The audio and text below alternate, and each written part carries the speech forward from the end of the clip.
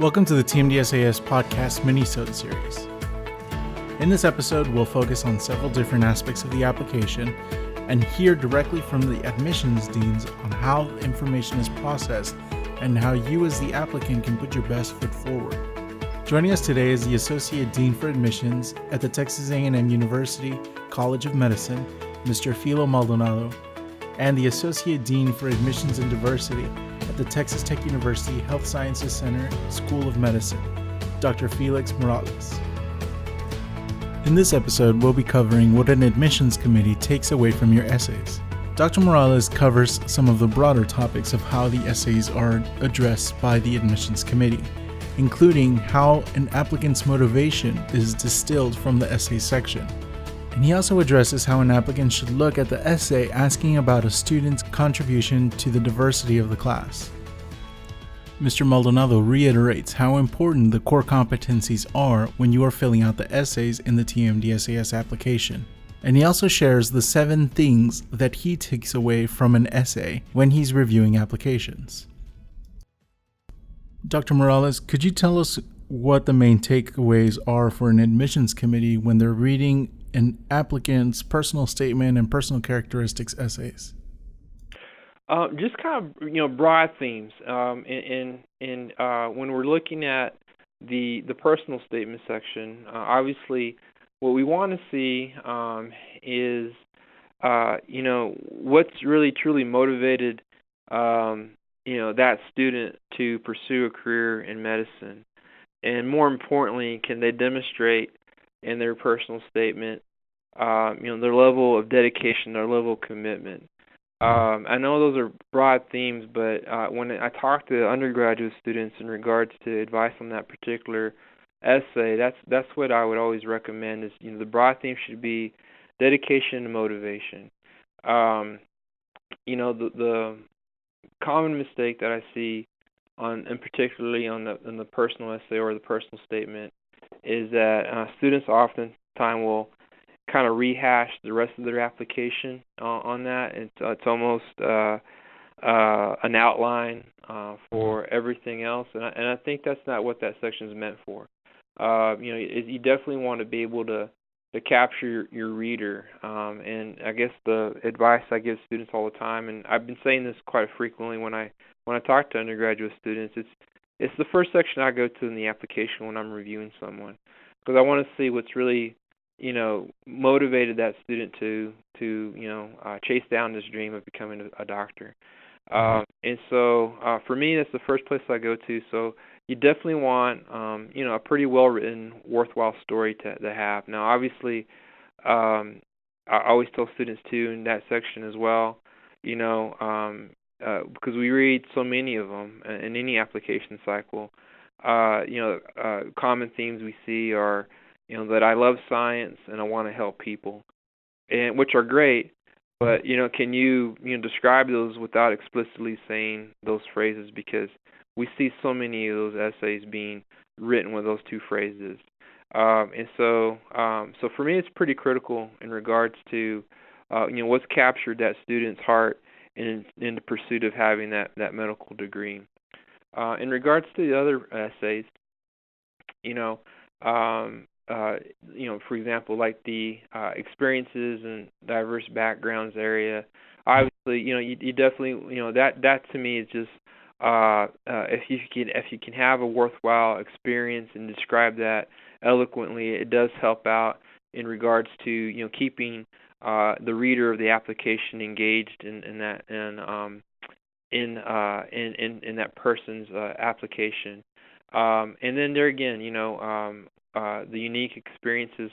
Also for us as an institution, we have that secondary application. If there's been any sort of experiences or issues that have occurred, during your time as an undergraduate student that might have affected your medical school, your medical school application. That's what I would recommend, in particular in those optional essays, just to kind of, help us understand you a little bit more fully as a person and potential ups and downs that you might have had as a student before you applied. And so that's the advice I would give in regards to the essays and to the personal statement. I'd like to follow up on the second, the personal characteristics. It's specifically asking what aspect of a student allows them to contribute to the diversity of the class. Mm-hmm. What would you say to students who feel that they don't have something that contributes?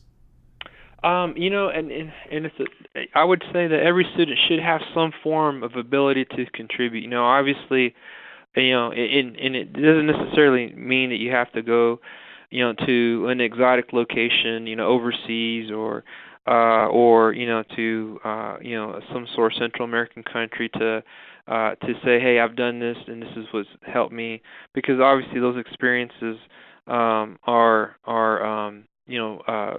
not available to everyone. But but if for example, if you lived in a rural town or a rural area, oftentimes that could be a different background or a different experience that you can bring to the table to medical school. Or if you lived in an urban inner city area, that's also a different background or a different experience that you can bring into to a medical school as well. So it doesn't necessarily need to be anything that's exotic or anything that requires travel. I think everyone can bring some form of experience into their medical school training. They just have to really think about their upbringing and where they've been at in their life, and in a kind of experience, and then kind of write those down, and particularly in an elegant way in that essay. The examples that we give here, because we're obviously in West Texas and in the Panhandle region, I always tell students, if you grew up in a small rural town, your experiences are valued just as much as those who grew up in a big city. And so you want to make sure that you're talking about that, and how has that influenced your decision ultimately to become a physician, if it has at all. And so like I said, the advice I would give to those students in particularly is don't sell yourself short. Everyone has something to contribute to the medical field, and you just have to really dig deep in your background to find that. And like I said, even if it's a rural area or inner city, you want to make sure you're documenting those experiences and how they shaped your ability to become a physician. Excellent. Thank you very much. Mm-hmm. Do you have any final tips to share with regards to the essays? The big one is making sure always the one I always tell the students is it's your one and only shot to kind of document your personal campaign to why you want to become a physician. Always keep that in mind, and always keep in mind who your reader is. And so you want to make sure that you're documenting that as best as you can. You want to make sure you have people read it over again to make sure that not beyond just grammar, but if it reads well, if it flows well. Also, I always tell students too is that when it comes to the interview process, often interviewers will also use that essay or the essays as topics of discussion. And so you can always think about strategically putting ideas in the essays as potential topics for discussion for your interview. So always keep in mind those two things prior to completing your personal essay and submitting your application. And now moving on to Mr. Maldonado. What information does an admissions committee seek in the personal statement and the personal characteristics essays? When I do a presentation on a personal statement, I often tell students what criteria are generally important when we're reading, the personal statements, and there are several things that I'd like to list out, that altogether there are about 7 areas that are important to us, or that we hone in on when reading a personal statement. The first is that there's some consistency in their response in their personal statement. In other words, that it's not so fragmented or disjointed that we can't detect that coherence that we think is important in how things anchor with one another and relevant to one another. So we want to see that whatever theme they establish in their personal statement, that runs clearly throughout, the body of the essay. The other is that we look at is a depth of understanding, and what we mean by that is that they're pretty clear on what they're getting into, their choice of career, that they've had sufficient enough experience at least to understand the commitment and responsibility that comes with the career choice that they're making. The other is conviction, and what we mean by that is that we detect a certain level of conviction or force.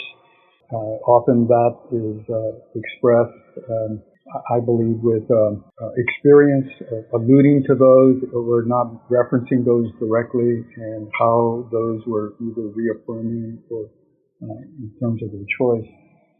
The other thing is that they understand clearly the prompt of the essay. Sometimes we see students digress from that or deviate from that and aren't really addressing the prompt. For example, the prompt in the first required essay in the TMDSAS application asks clearly, what is your motivation for medicine? So sometimes that's not established very clearly at the outset. It may not even come until the end in some instances, or it's just simply alluded to and it comes across somewhat vague, or they don't really clearly touch on the value of their experiences, which is the other dimension of that prompt. And then organization. Again, that's key. And so sometimes, like I said, we see personal statements that are somewhat disjointed and aren't following what I think are good writing conventions in terms of establishing a thesis and then developing it over the course of the draft. And then the development of the personal statement in terms of unification, coherence, appropriate transition, and then of course the content itself, which often refers to the quality of the syntax, how well sentences are structured, the word choice or diction, that they're not using, for example, buzzwords that are often shallow and sometimes meaningless, like a cliche or things like that. But so those are things that we hone in on when reading a personal statement, so that we come away pretty clear as to what it is that inspired, the students, how they reaffirmed that motivation over the course of time, and the value of those experiences. Now, they probably have a lot of experiences, so they're going to have to be selective about the experiences that they believe are most profound in how, in essentially affirming their motivation, or as well as in affirming certain attributes, that they possess, like maybe their compassion, or perhaps their adaptability, or their resilience, whatever it might be. And those are, I like how you use those specific terms, because those are the defined core competencies that have been identified by the AAMC in some of the medical schools, including your own. That's right. That's exactly right. And that would be something else that students need to be aware of. And usually when I do a presentation, is I make them aware of what those core competencies are. And those are things that they also need to be aware of when they're writing their personal statements, and even convey to us how certain experiences may have in fact either nurtured or fostered some of those attributes. For example, in the case of when we're talking about interpersonal competencies, for example, the whole point there is that you're able to relate and communicate and interact with people in such a way that it's effective, that you obviously have a goal in mind in terms of what you want to accomplish in that human interaction. If it's taking history, or if it's discussing an issue or a problem, or if it's working in a team situation with the end goal being a project, then there are certain things that have to work or that have to apparently surface so that that interaction is a positive one. For example, social skills are important, and often those can be developed through experience. And so we're also looking at how those social skills are developed in various places. Sometimes a student may have to essentially step out of a comfortable kind of setting, or and maybe explore areas that they weren't accustomed to, and there they can learn, I suppose, or at least come to terms with the fact that they're going to have to adapt, and they may have to obviously communicate and interact, and in some instances even be sensitive to what might be different within that community of people. For example, just not being familiar with a culture and doing a little homework in advance to help acclimate, and then adapting appropriately, and hopefully as well taking guidance from others who are more experienced and following their lead in some of the circumstances.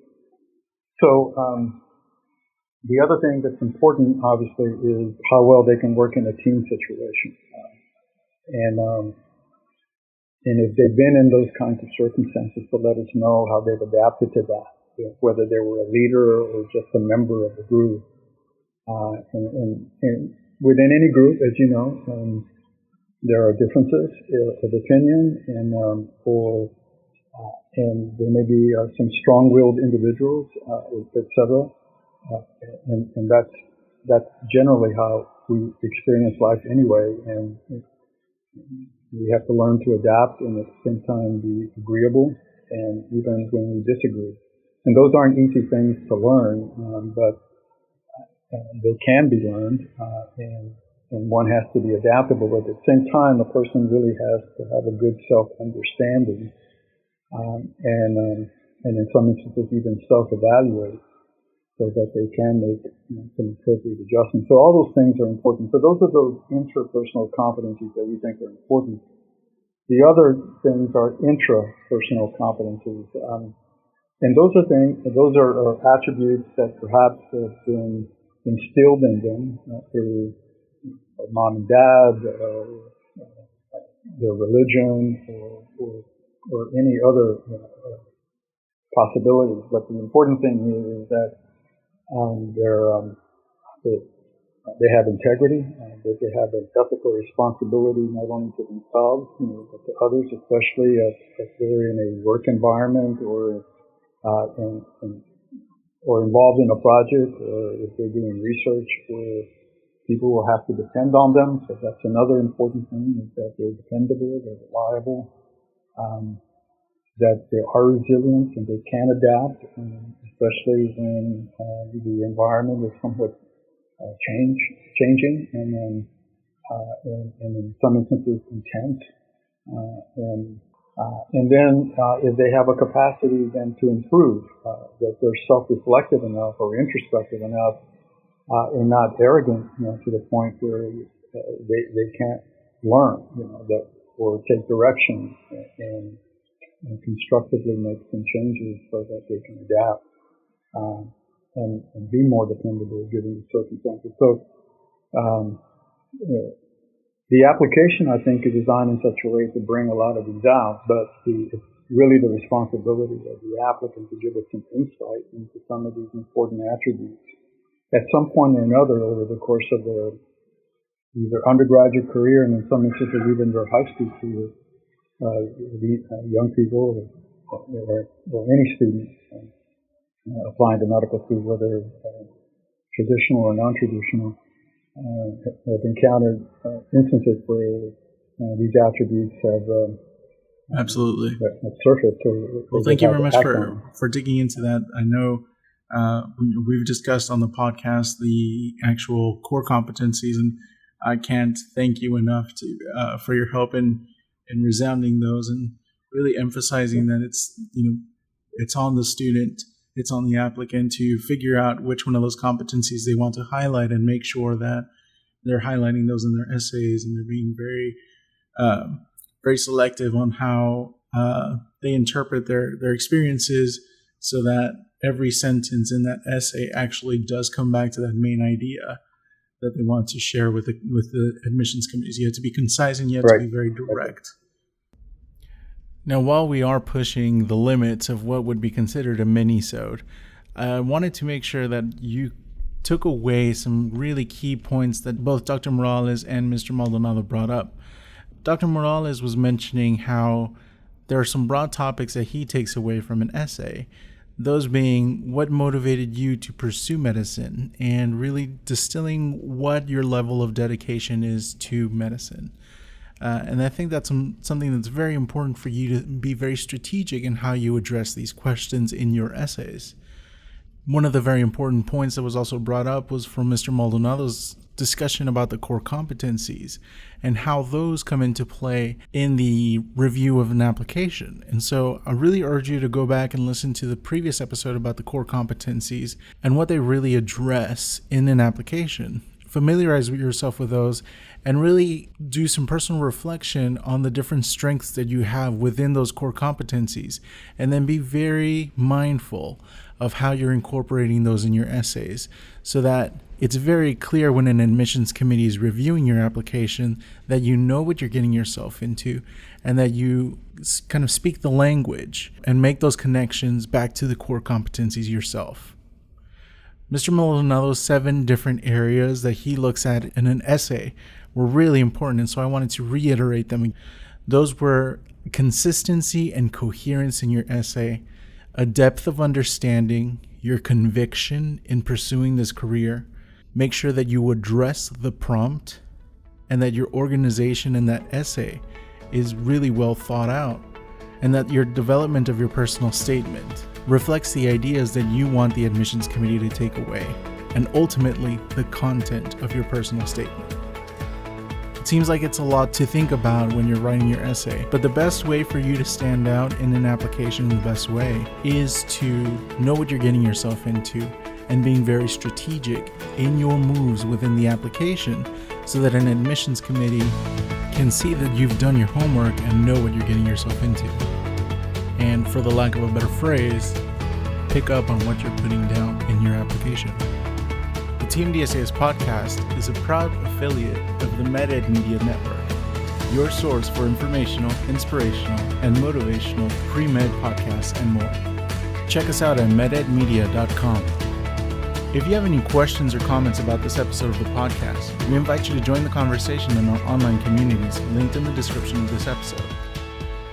On behalf of everyone here at TMDSAS, we'd like to wish all of our current and future applicants all the best of luck. That's all for this episode. We'll talk to you later.